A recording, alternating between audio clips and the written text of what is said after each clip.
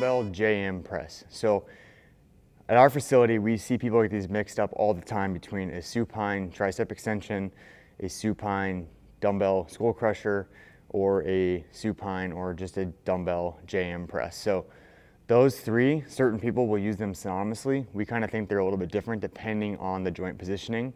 So I'm gonna go without a weight and demonstrate the joint angles to show you the differences between the three positions. So when I'm on my back,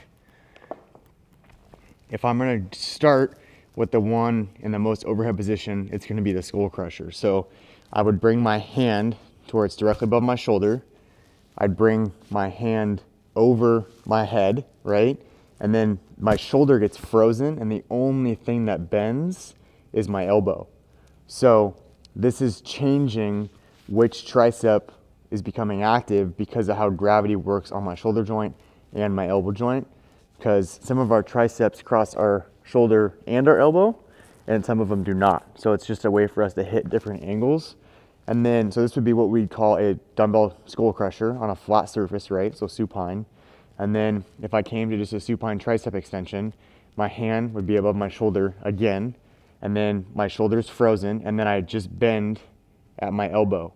So it hits my tricep at a different position because gravity's not working through my shoulder compared to this position.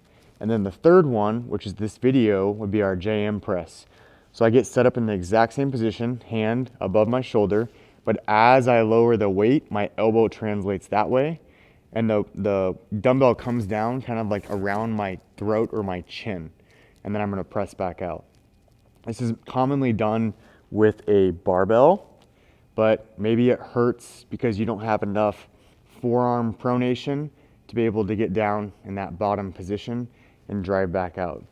And then the shoulder is gonna matter a little bit too. So whatever's the most comfortable in your elbow positioning, that's what I would say do. I don't get too caught up on how much elbow flare you have or how much you don't have.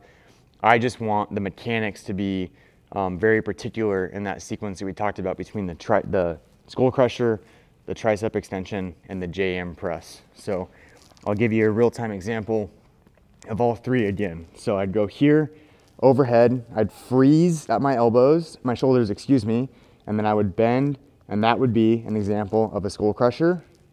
And then here, my elbows are going to stay directly above my shoulder, and that would be an example of just a tricep extension.